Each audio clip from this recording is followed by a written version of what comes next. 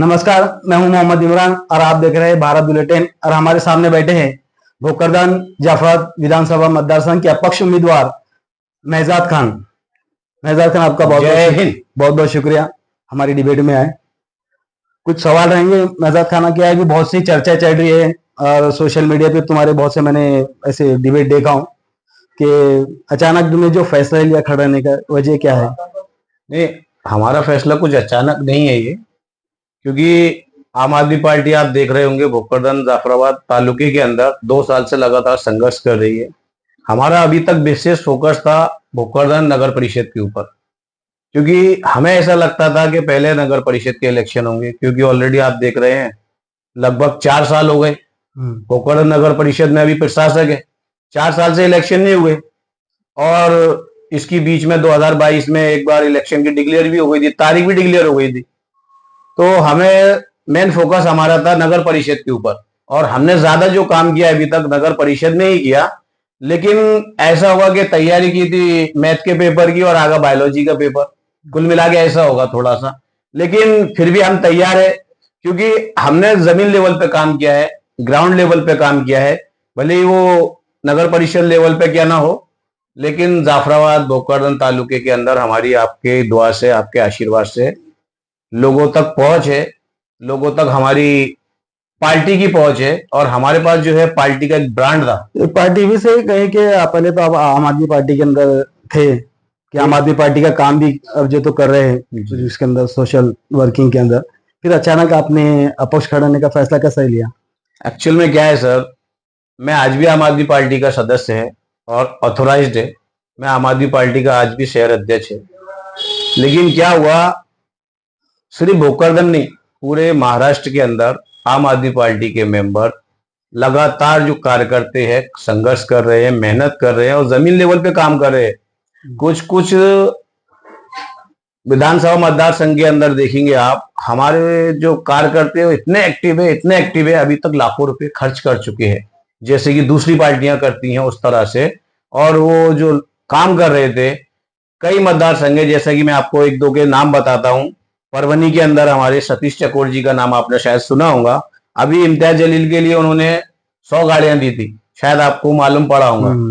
उसके अलावा एक हड़पसर विधानसभा है, वहां के अंदर रुबीना काजमी जी है, वो बहुत एक्टिव है, डेली उनकी एक्टिविटी चालू है। इसके अलावा लातूर के अंदर देखिए, लातूर के अंदर आज इतनी स्ट्रॉन्ग पोजीशन थी कि हमारी सीट निकलने के पूरे चांस थे। कन्नड़ विधानसभा है। इस तरह से बहुत सी विधानसभाओं के अंदर काफी काम है। सिर्फ एक जालना जिले के अंदर जो था, हमारा थोड़ा काम कम था जिले के अंदर। हाँ, नहीं, अभी एक स्टेटमेंट आया कि उसके अंदर कहा गया कि अभी आम आदमी पार्टी जो महाविकास आघाड़ी का साथ देंगी और कोई सीट यहाँ पर जो तुमने खड़े नहीं करेंगी, ये भी इसके अंदर आज का स्टेटमेंट मैंने देखा हूँ। नहीं, बिल्कुल सही है आपकी बात जो है। केजरीवाल साहब जी ने ऑथोराइज और स्टेटमेंट है वो, और संजय सिंह जी ने उसकी पुष्टि भी की है। संजय सिंह जी ने उसकी पुष्टि की है।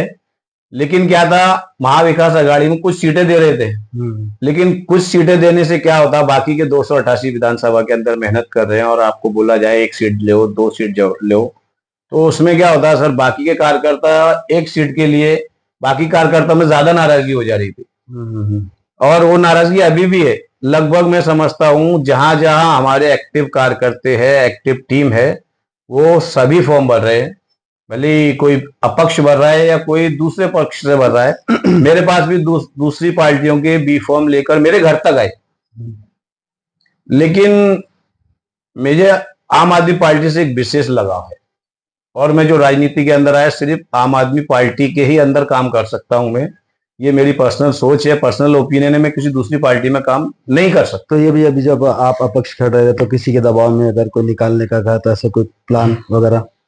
नहीं, ऐसा कुछ भी नहीं है साहब। दबाव बनाया जा रहा है, लोगों को ऐसा लग रहा है कि तुम मुस्लिम मस्त डिवाइड हो जाएंगे, और एक जो सेकुलर सीट है, ऐसा कुछ लोगों का नहीं, बल्कि कई लोग मेरे पास आए कि ऐसा ना हो तुम्हारे चक्कर में एक सेकुलर सीट गिर जाए।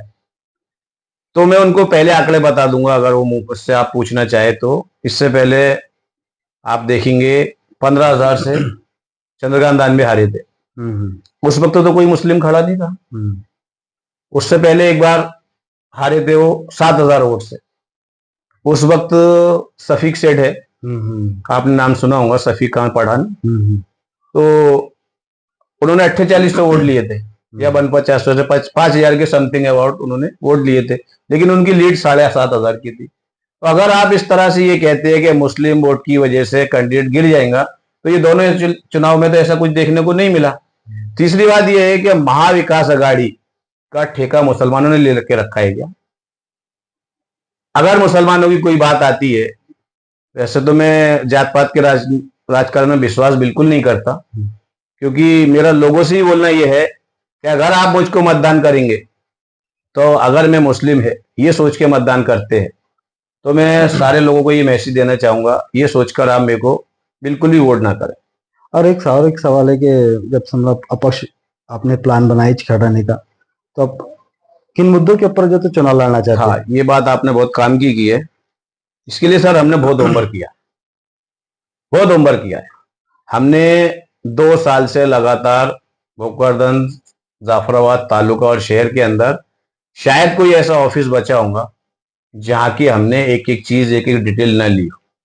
पूरे ऑफिसों में हमने जाके लगातार हफ्ते में चक्कर, 15 दिन में चक्कर, डेली चक्कर। आप हमारे अगर लोगों से मालूम करेंगे या हमारे पास खुद देखेंगे तो हमारी एक्टिविटी ऐसी है कि 360 दिन में कम से कम 150 दिन हमने लगातार काम किया है।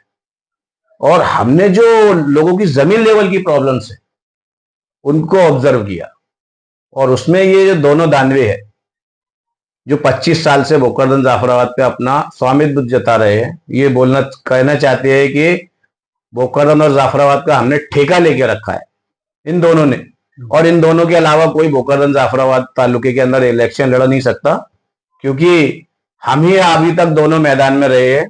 तो मैं इनको बता देना चाहता हूं, हम जो यहाँ आए हैं, हम राजनीति करने नहीं आए, बल्कि हमने ये जो फील्ड चुनी है सिर्फ इसलिए चुनी है कि हम राजनीतिक बदलने आए। और इसकी शुरुआत हमने आज से लगभग 2 साल पहले कर दी थी। उसका एक एग्जाम्पल आपको बताना चाहता हूं। आप यहाँ के प्रॉपर के हैं, आपको मालूम है कि जब भी कोई उपोषण होता था आज से 2 साल पहले भोकरदन जाफराबाद तालुके के अंदर, तो लोगों में एक मैसेज जाता था कि ये सिर्फ तोड़ी पानी के लिए बैठे, पैसों का मकसद है इनका, जनता की समस्याओं का मकसद नहीं है। ये चीज आप लोगों ने ऑब्जर्व की होंगी, क्योंकि आप पत्रकार हैं, आपको ये चीज अच्छे से मालूम है। और मैं समझता हूं आप एक राजनीतिक बैकग्राउंड भी रखते हैं, जहां तक मेरी जानकारी है। तो हमने जब वो उपोषण किए नगर परिषद के सामने 58 दिन सबसे पहले हमने उपोषण किया, उसके बाद तहसील के सामने हमने 27 दिन उपोषण किया, उसके बाद दोबारा नगर परिषद के सामने एक बार हमने 28 दिन उपोषण किए। तो जब से लोगों के अंदर एक मेंटलिटी चेंज हुई कि नहीं, लोग पैसों के लिए नहीं बल्कि अच्छे काम के लिए भी उपोषण कर सकते हैं, करते हैं, और हमने करके बताया। आज लोगों के अंदर से वो मेंटलिटी चेंज हो गई। तो हम जो बदलने आए थे, तो बदलाव की शुरुआत हो चुकी है।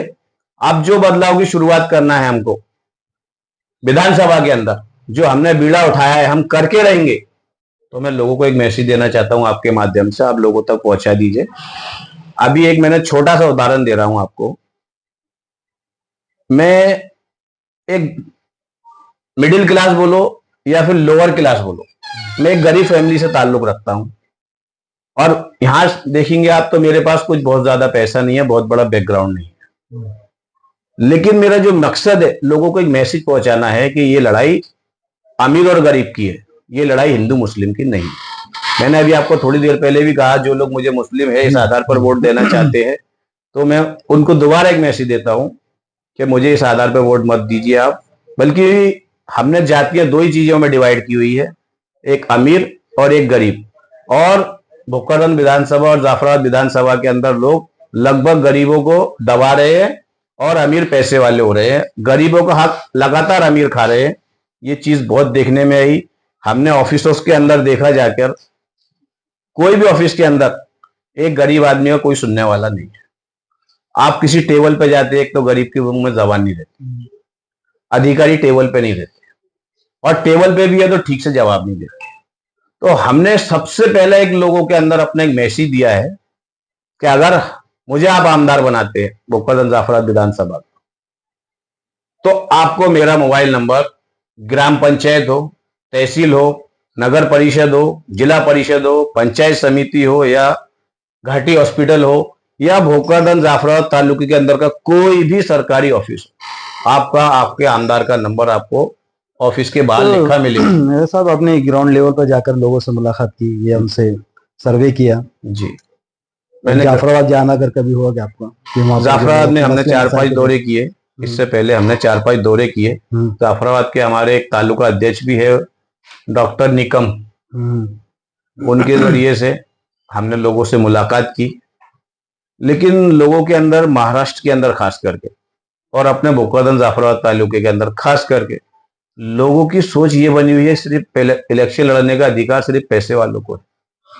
और हम ये बदलना चाहते हैं, ये खत्म करना चाहते हैं। अरे मैंने अभी डिबेट के अंदर बहुत सबसे बड़ा आपने जो मुद्दा बनाए हुए है कि दोनों दानवी हटाओ, दोनों ज्यादा चल रहा है जी, कि दानवी हटाओ और नया कोई यहाँ पर भोकरदन जाफराबाद के अंदर लाओ, ज्यादा चल रहा है। वजह क्या है? तो साहब इन दोनों दानवे से लोग परेशान हैं। 25 साल से क्या हालत है, एक दानवे हटता है, दूसरा दानवे आता है।